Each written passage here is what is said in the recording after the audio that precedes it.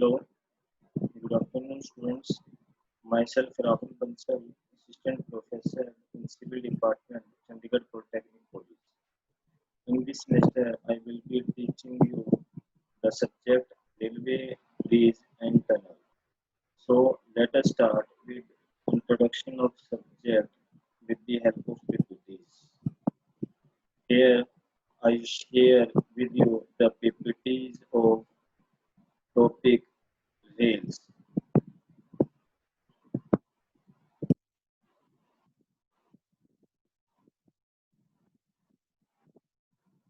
So in this PPT, we discuss about the chapter 4 rails. So first, we describe the topic rail gauge before the topic rail. Rail gauge is very important part of the railway track because in this diagram we can easily see that gauge. It is the as seen in the diagram. It is the horizontal clear inner to inner distance between two parallel rails which are laid on the sleepers. So we can define rail gauge as it is the clear horizontal distance between the inner faces. These are the inner faces of the two rails forming a track. Normally, the wheels of railway were provided with flanges on outside. So, the first railway track was laid in England with an outer gauge of 1.524 meter. So, this is the simple definition of rail gauge. So, in India, we use various type of rail gauges from which there are mainly three types of gauges used nowadays. So first one is broad gauge, second one is meter gauge, and third one is narrow gauge. So here we discuss about first broad gauge. As seen in the diagram, the gauge is the clear horizontal distance between the inner faces of two rails. So broad gauge is defined as when this distance between the inner faces of rails forming a track is 1.676 meter, means 1676 mm. Then this type of gauge is known as broad gauge. This is also known as standard gauge of India and broadest gauge of the world because mostly in Indian Railway we use broad gauge. So the total construction cost for this gauge is generally heavy because if the width of the gauge is more, then the size of slipper is also more, then the number of ballast or the quantity of ballast must be more. So the construction cost of broad gauge is also high. In India, near about 50% railway tracks have been laid to this type of gauge. After this, we can describe about meter gauge. As the name suggests, meter means 1000 mm. So it is defined as the clear horizontal distance between the inner faces of two parallel rails having a distance 1000 mm or 1 meter, which form a track, is known as meter gauge. This type of gauge is mostly adopted in underdeveloped areas like in India, such as Rajasthan, some parts of Andhra Pradesh, etc. With the help of these gauges, the traffic is medium on that type of gauges and is likely to be increased in the future considerations. In India, near about 40% of railway tracks have been laid to this type of gauges. Okay. Next one is narrow gauge. Narrow means small. So when the clear horizontal distance between inner faces of rails forming a track is either 762 mm or 610 mm, then it is considered as narrow gauge. In narrow gauge, we use two various horizontal distances. First one is 762 mm and second one is 610 mm, which is depend upon the location of track and use of track. Nowadays, 10% of Indian railway tracks have been laid to that type of gauge. So, what are the various factors with the help of which we decide which type of gauge we use on this railway track? So, here are I describe some main important factors which affect the choice of gauge in Indian railway tracks. First one is development of poor areas. Next, speed of traffic. Traffic means transportation of goods, peoples, raw materials, etc. Next, nature of country. Next, cost consideration means total cost of the railway as well as maintenance cost as well as its total expenditure cost given by the railway department. And last one is traffic conditions. Means how much traffic is moving from one point to the another point, like people, goods, raw materials, industries, location, religious places, etc. So these are some various factors which affect the choice of the gauge in India. Next is rails. Rails are the important or main part of permanent way in a railway track because on the rails the wheels of rolling stock move directly having direct contact. Rails are fixed with each other by many of the rail fastenings as well as by the welding process, and also the rails are rested on the sleepers which are laid right angle on the rails. So in India, we use mostly three categories of rails, which are described as first one double-headed rails, second bull-headed rails, and last one is flat-footed rails. So here I describe first one double-headed rails. As name describe, this type of rail has double-headed. In this diagram, we can see that the top portion is known as head and the bottom portion of the rail is known as foot.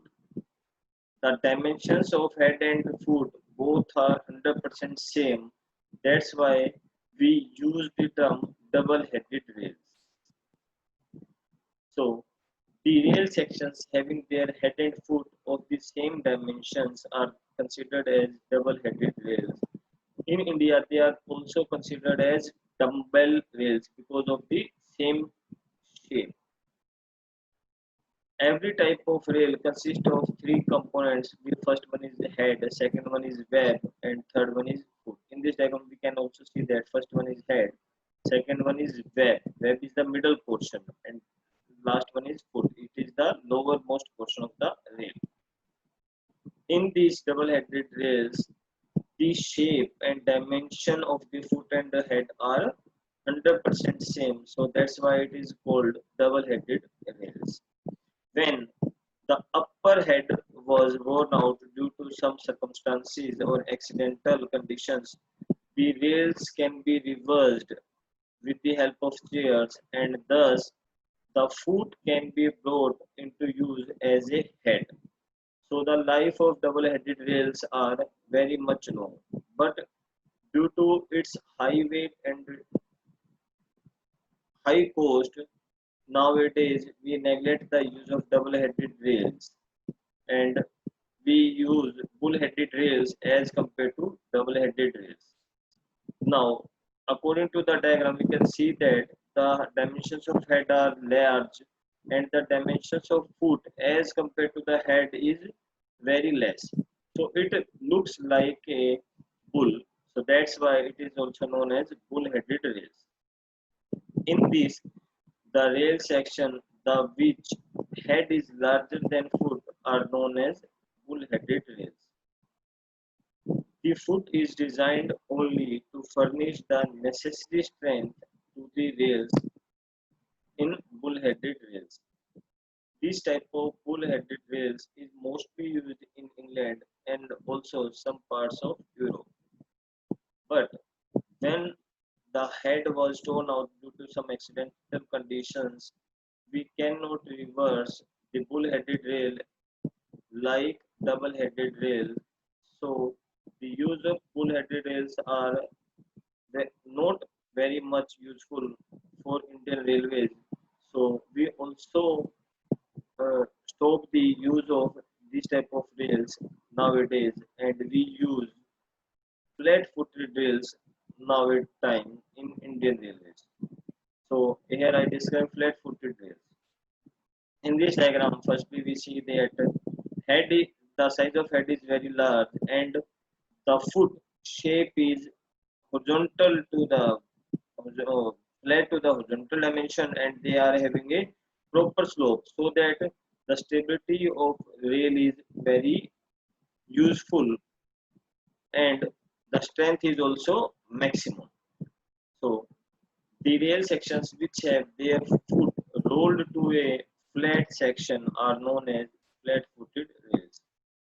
This type of rail was invented by Charles Vignolles in 1836, and that's why sometimes it is also known as Vignolles rails. This form of rail has become so much popularity, and nowadays we use 90% of this type of rail in Indian railway tracks. This is mostly and commonly used in India.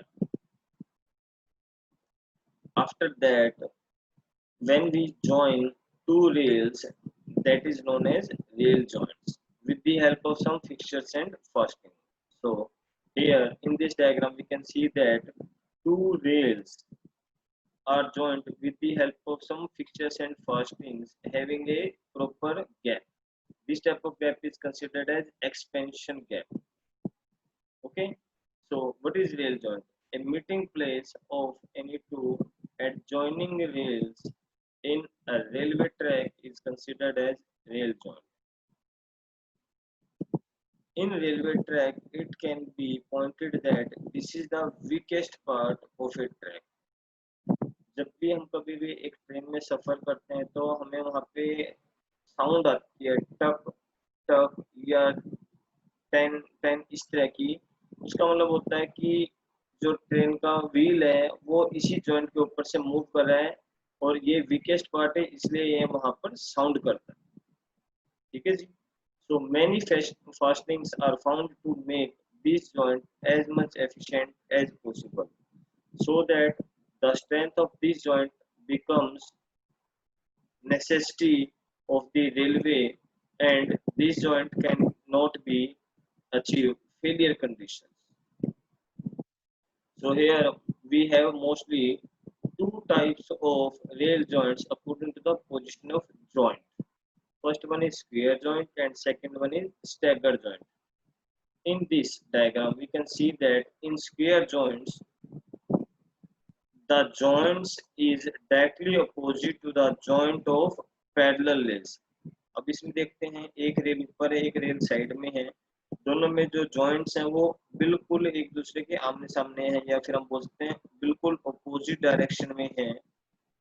This type of rail joint is generally provided on straight length of the track. Okay. Next one is staggered. Staggered. This type of joint is completely opposite to the square joint. In this, we can see that the joints of one rail is not directly opposite to the joint of other rails. It is known as staggered rail. अब हम इसमें देख सकते हैं जहां पर दो joints हैं एक रेलवे के, उनका जो सेंटर है उसके बिल्कुल अपोजिट में ही सेकंड रेल का जॉइंट है, तो इसलिए हम इसे कैसी कंडीशन बोलते हैं, स्टैगर्ड कंडीशन। और इस तरह के जो जॉइंट्स हैं मोस्टली कहाँ पे यूज किए जाते हैं, शार्प कर्व्स में यूज किए जाते हैं। जो स्क्वायर जॉइंट्स थे वो हमेशा कहाँ पे यूज किए जाते हैं, स्ट्रेट लेंथ पे यूज किए जाते हैं। Next is types of rail joints according to the position of sleepers. हमने भी ये देखा था कि जो रेल्स है उनको स्लीपर्स के साथ फिक्सर्स एंड फास्टिंग के साथ टाई किया जाता है, ताकि जो व्हील्स हैं जब रेल के ऊपर मूव करते हैं वो उनकी स्ट्रेंथ को अचीव कर लें और जो रेल्स अपनी पोजीशन से डिस्प्लेस ना हो, इसलिए उन्हें स्लीपर्स के साथ अच्छी तरह से टाइटली कंडीशंस में फिक्स किया जाता है। तो उसके पॉइंट ऑफ व्यू से भी हम पोजीशंस ऑफ स्लीपर्स के पॉइंट ऑफ व्यू से भी रेल जॉइंट्स को क्लासिफाइड करते हैं थ्री टाइप्स में। First one is suspended joint, second one is supported joint, and third one is bridge joint. First one is suspended joint. As the name suggests, suspend. Suspend means uh, they have not proper support. तो diagram में हम देख सकते हैं यहाँ पर बीच में joint है, यहाँ पर एक रेल है, यहाँ पर दूसरी रेल है, रेल्स के नीचे स्लीपर्स लगे हुए हैं, पर जहाँ पर ये जॉइंट है इस जॉइंट के बॉटम में कहीं पर भी कोई सपोर्ट नहीं है। अगर सपोर्ट नहीं है तो इस तरह के जॉइंट को हम क्या बोलते हैं, suspended joint. So when two consecutive sleepers are placed at the center of the rail joint, then it is known as suspended joint because it have no proper support at the joint. It is already shown in the figure.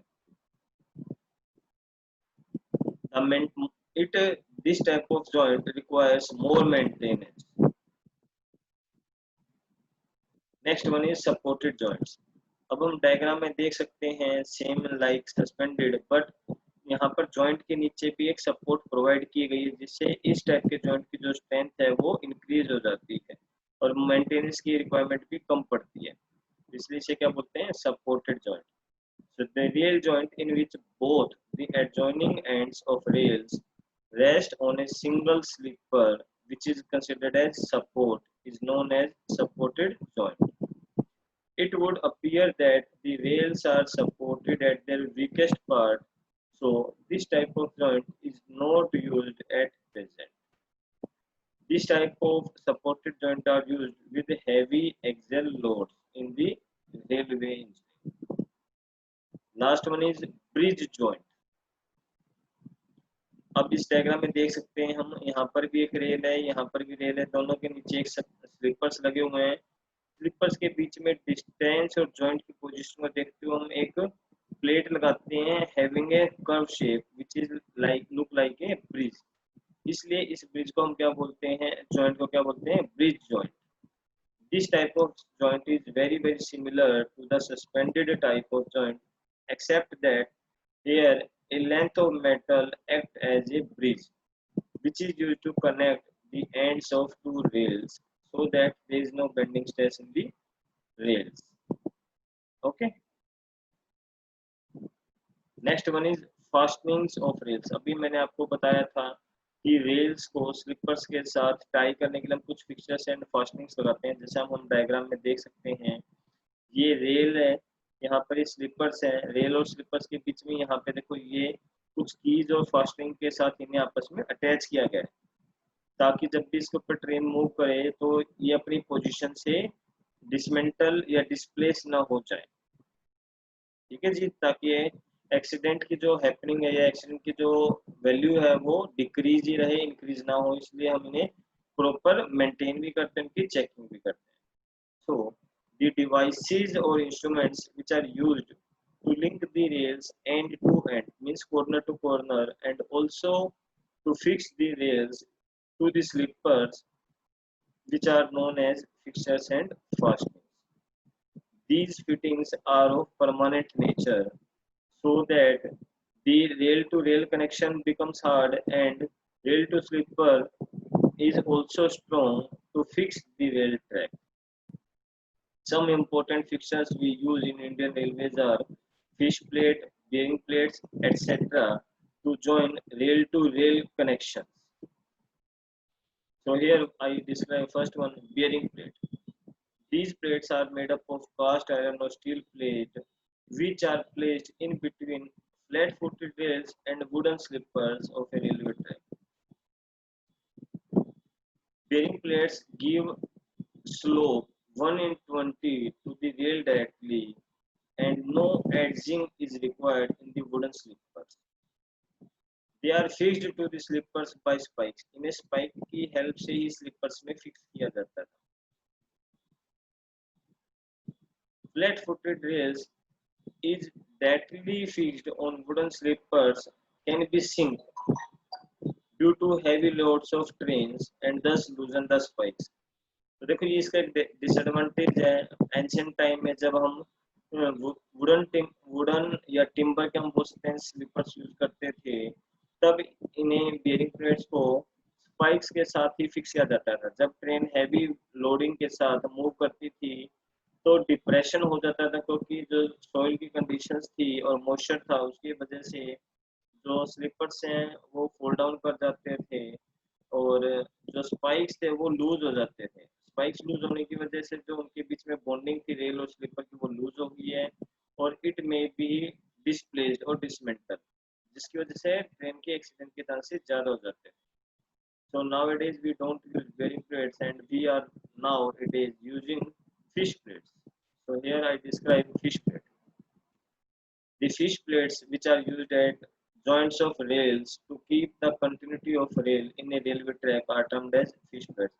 इन्हें हम rail to rail ही connect करते हैं ताकि इनके बीच में bonding ज़्यादा रहे और जो चांसेस एक्सीडेंट के वो मिनिमाइज हो जाए. The rails are to be connected at their ends by using fish plates.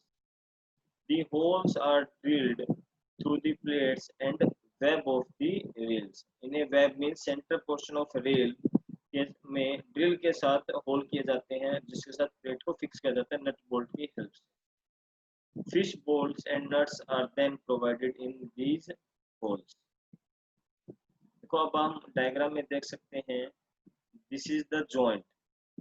This is the end-to-end connection. यहाँ पर हमने वेब में एक होल किए हैं और जहाँ पे ड्रिल करके हमने एक प्लेट लगा दी है ऑन बोथ हैंड साइड. अभी हमें एक साइड से दिखाई दे रही है, दोनों साइड होती है और यहाँ पे नट बोल्ट की हेल्प से हमने इसको फिक्स कर दिया.